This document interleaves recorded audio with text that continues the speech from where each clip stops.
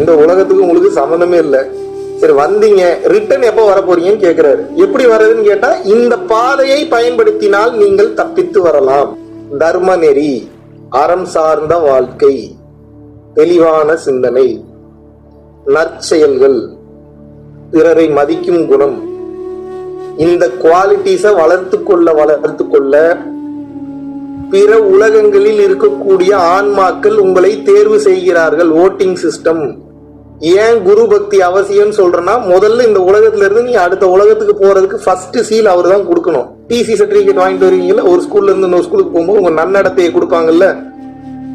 பையன் எப்படிப்பட்டவன் அப்படின்னா, நன்று, மிக நன்று, இல்லை, இப்படி போட்டாங்கன்னா அப்புறம் அடுத்த ஸ்கூல் போக முடியுமா, நீங்க போய் சேர முடியுமா? நெகட்டிவ் இது போட்டாங்கன்னா சேம் லைக் தட். உங்க குரு நீங்க வேலைக்கு ஆக மாட்டீங்கன்னு சீல் குத்திட்டாருன்னா மேலே எடுத்துக்க மாட்டாங்க.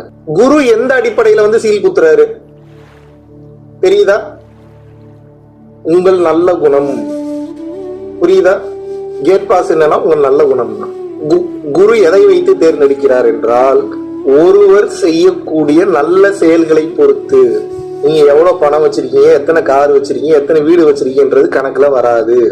எத்தனை பேருக்கு ஹெல்ப் பண்ணீங்க, உண்மையாவே பிறர் நலன் கருதுனீங்களா, உங்களோட ஆள் மனசுல பிறர் நல்லா இருக்கணும்ன்ற எண்ணத்தை வளர்த்துக்கிட்டீங்களா, அதுக்கு எவ்வளவு முயற்சி பண்ணீங்க, இந்த குட் டீட்ஸ் இருக்குல்ல, இதை பொறுத்து உங்கள் குரு உங்களை தேர்வு செய்வார். என் பேரே தெரியாது, என்னை அவர் பார்த்ததே இல்லை, எப்படி தேர்வு செய்வார்லாம் கேட்காதீங்க.